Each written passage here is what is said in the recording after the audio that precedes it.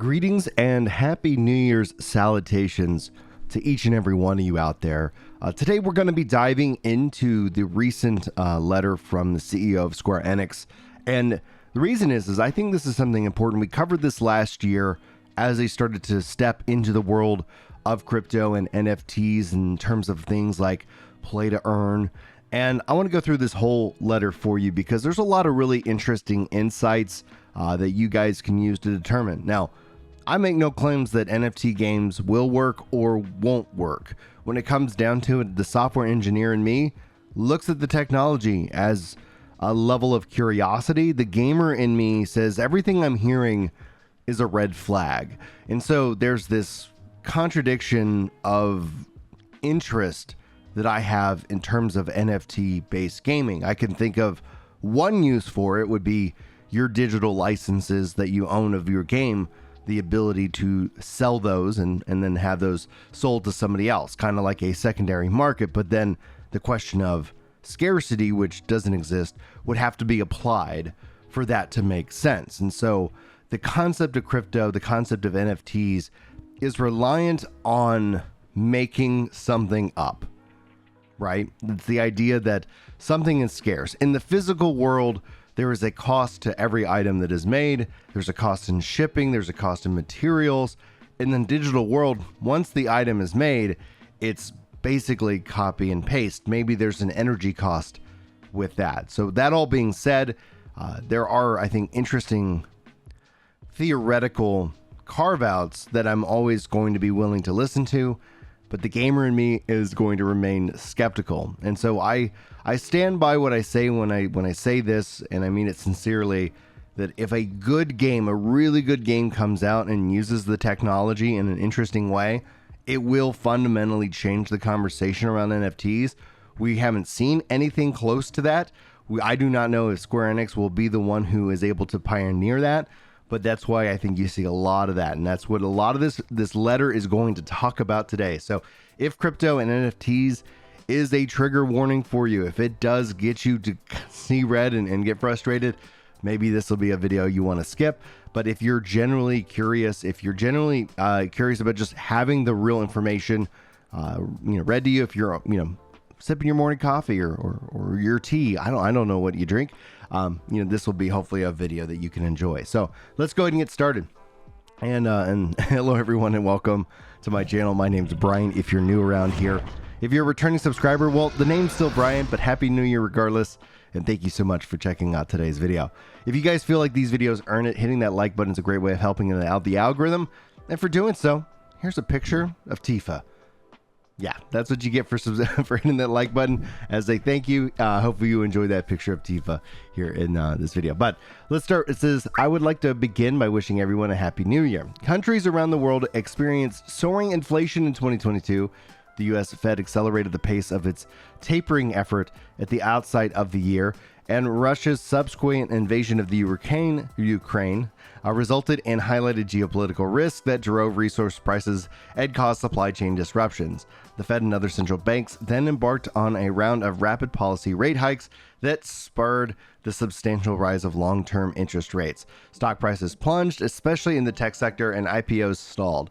The chain event continued to cast a major shadow over global capital markets, and the impact on our lives in Japan also mounts each in passing day as a dramatic depression of the yen has ballooned prices on imported raw materials, triggering further inflation. Well, happy new year to you too, man. I was debating on making a video literally saying man, 2022, what a kick in the muck, muck, I don't know. And literally was just there's a lot. 2022 was a year. Even though really nothing has changed in a ball dropping in New York and the calendar year switching, I do have a lot of hope for 2023, and it's going to be really cool to see what happens. Now he continues, coming just as we are seeing promising signs of the world moving beyond the 3 years of COVID-19, the pandemic, these tremendous changes in the macroeconomic environment also pose a variety of risks to the digital entertainment industry. In particular, the semiconductor shortage has constricted hardware supplies, which has had more than a minor impact on the generation of our group's businesses. Steering our businesses amidst the uncertainty remains challenging. However, we expect these conditions to ameliorate in the early spring, which we will hope to provide a tailwind to the achievement of our group's medium-term business plan, which can be found in the included link here. Now, based on the understanding of our environment as we ascribed two purposes for the year 2022, the first one was to lay the groundwork for a fiscal year running from April 2023 to March 2024, which is the final year of our current medium-term business plan. The second was implemented structure reforms that looked even further out.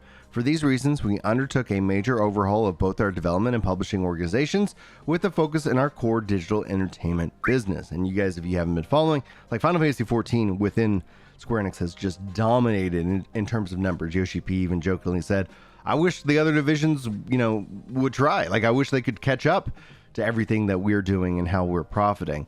And this year alone, with Final Fantasy XVI being set to release, I think that's going to be a game changer for sure. I think we're going to see a lot of exciting things coming out of that.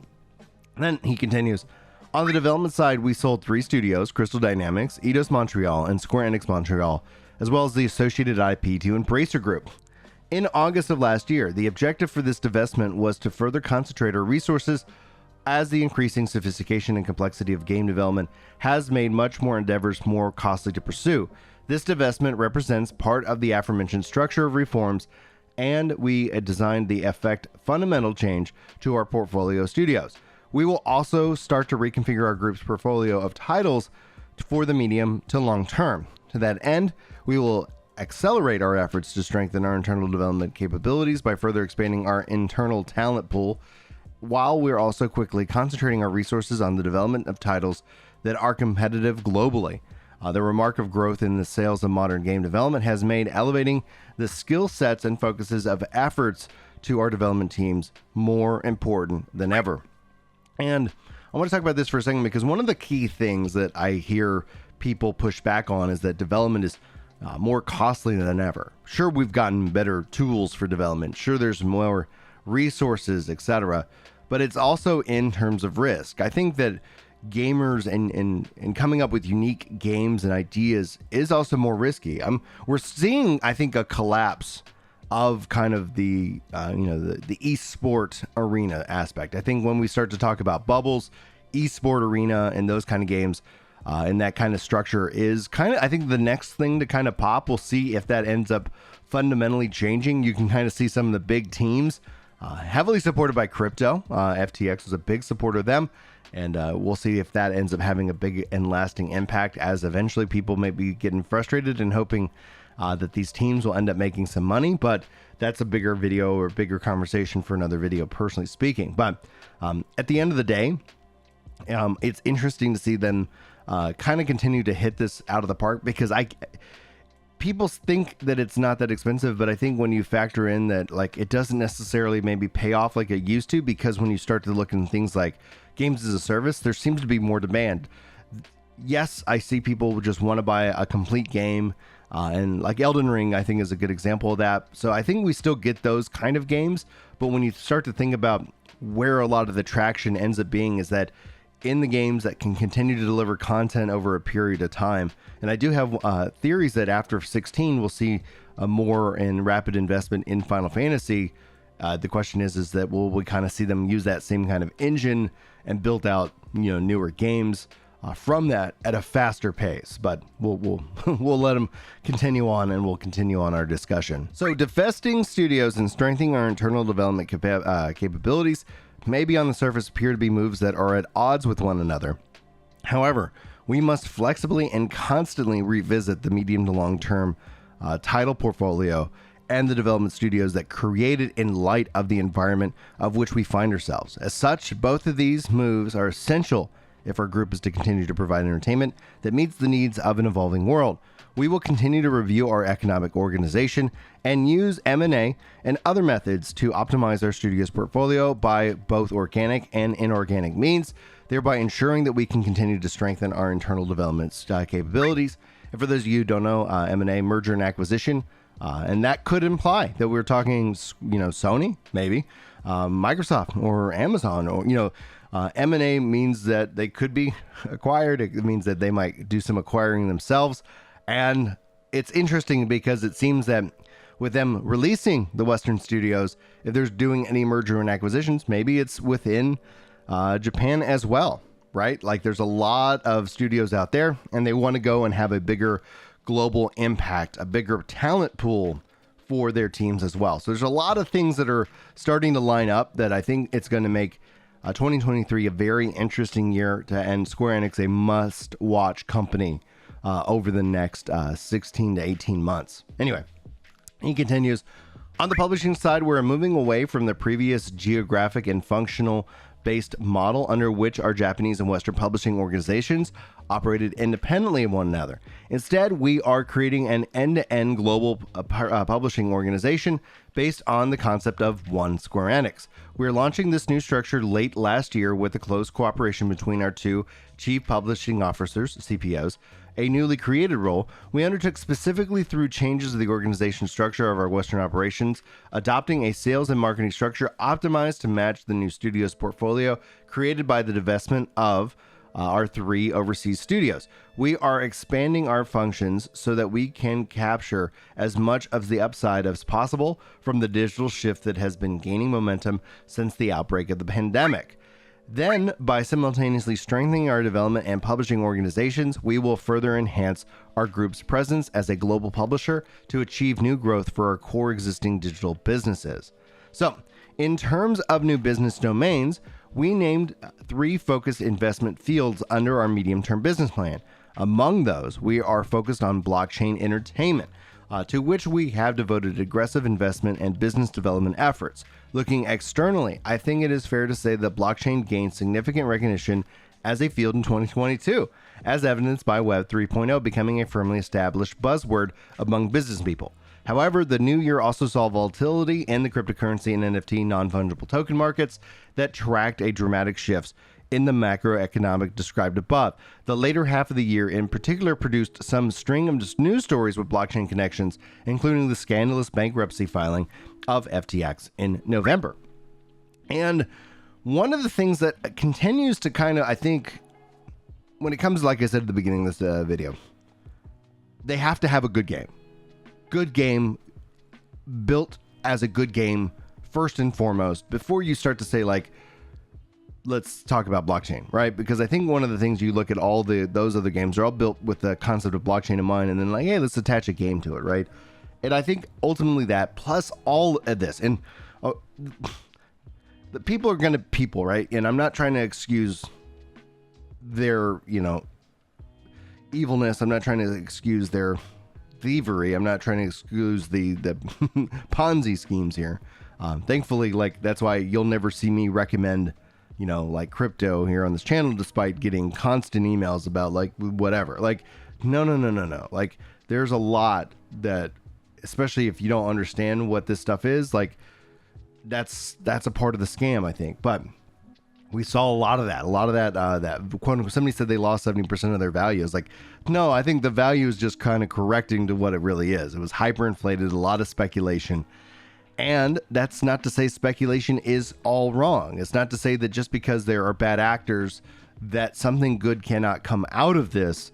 We just have yet to see that something good. And so I end up tending to see gamers kind of like always write things off, and then some game comes along and does it, and then everybody's like, oh yeah, that's exactly how it is. I would say that in terms of risk and speculation, Nintendo is probably the one company that does that so much better than the others, where the risk involved, they try to minimize it as much as possible, which does not necessarily mean to various different innovations. So I don't have the innovation for you, which I could give you. Like, I wish I could give you a couple of examples of how it could be used interestingly, but I don't, because I am very, very skeptical of what this is, but it has yet remained to be seen. And yeah, it's going to be, like I said, a crazy year this year. But he continues and he says, in the wake of these developments, we hear rumblings of some of the countries that early moves to regulate such businesses more strictly. In Japan, meanwhile, the drive to encourage such businesses gain momentum, led by the government. In June 2022, the Japanese cabinet signed off on a plan called the Priority Policy Program for Realizing a Digital Society, which includes wording regarding the creation of an environment for the promoting of Web 3.0 concepts, including the use of NFTs based on blockchain technology. Japan's digital agency has also launched a Web.3 study group. New technologies and frameworks lead to innovation, but they also create considerable confusion. Having written out such societal titles, and some of the technologies and frameworks gradually become part of people's lives, eventually giving rise to new businesses and growth. Following the excitement and the exhilaration of what is surrounding the NFTs and the metaverse in 2021 and 2022 was a year for great volatility in the blockchain-related space. However, if this proves to be in a process that leads to the creation of rules and a more transparent business environment, it will definitely have been for good and the growth of blockchain and entertainment. And that's essentially kind of the point that I was getting at, that I think is actually just because, like, I don't think it's done. I've seen people write it off and say, hey, it's like, no. I think that they're going to try and throw things against the wall, see what sticks, see what works, evolve what can be done. It hasn't yet been set in stone, but I do feel that the enticement of this technology within the gaming space will continue to attract people for at least a decade. If they can't get it within a decade, then I could see that it can kind of probably maybe fade away, but I think we're going to see even more of that, those concepts year over year. Anyway, let's continue on, saying keeping a steady eye on these environmental changes while considering from a high-level perspective what Web 3.0 and blockchain entertainment are actually all about presents a different vista than what we focus in on solely in technology or speculative investment terms. As I said in last year's New Year's letter, if we consider traditional gaming to have been centralized, then blockchain gaming must operate based off of a self-sustaining, decentralized model. It is then that concept, that philosophy, that I see to be key. That is to say that a short of new experiences and excitement in our digital entertainment business can deliver to our customers through its game development efforts and other endeavors under the self-sustaining, decentralized concept is extremely important. Now, multiple blockchain game events held overseas recently produced more active discussion than ever before about what makes games exciting and their user community looks like. The market was driven more by speculative investors than by games through 2021. In other words, the content that was at the forefront was created based on the premise that blockchain NFTs should result in monetization. However, in the wake of the aforementioned turbulence in the cryptocurrency industry, there's now a trend to view blockchain technology as a mere means to an end than to discuss what needs to happen to achieve the end, delivering new experiences and excitement to the customers. I see this as a very beneficial development in the future growth of the industry. It's got to be game first if it has any chance at success. Otherwise, it will just die on the vine every time. If you make gamers want to play fun games, they don't want to be worried about NFTs. The NFT markets and NFT bros will, but I don't think that they actually fully represent the power of what gamers could actually get involved in. Anyway, he continues saying our group has multiple blockchain games based on original IPs under development, some of which were announced last year, and we are undertaking preparations that will enable us to unveil even more titles this year. We are also engaged in a global sourcing from an investment perspective, and will continue to take stakes in promoting promising businesses, whether we find them in Japan or abroad. Blockchain has been an object of exhilaration and a source of turmoil. But with that in the rearview mirror, we hope that blockchain games will transition to a new stage of growth in 2023. Lastly, I would like to note 2023 is a milestone year for us that marks the 20th anniversary of the merger of Enix and Square. Against a backdrop of dizzying changes in our business environment, we have achieved significant growth fueled by a myriad opportunities that arose over the past 2 decades. Our group intends to achieve further growth by continuing our self-sustaining evolution and transformation as we remain watchful for the changes that will occur in the next decade and beyond. We will drive our businesses forward with the goal of making 2023 a year of major evolution and transformation. Wishing you all the best for a new year. And so, as always, I would love to know your thoughts. I know this was a little bit longer of a video, but we're going to see what happens. I know that Square-Enix, I think, is launching their first NFT game, the Super Biogenesis, something like that. And that's going to be launching this spring. Lots of games are going to be coming out this year alone. And at the end of the day, it's if we look back here in a year's time at 2024, I'm sure it's going to be something where it's like, yep, saw the writing on the wall from the New Year's letter, or like, oh wow, like I never expected them to do X, Y, or Z. I never expected to shift from anti-NFT to maybe NFT or something of that nature. Anyway, guys, I wish you all the best. Thanks so much for hanging out. Hopefully you enjoyed the video. Hopefully I'll see you in the next one. But until then, take care.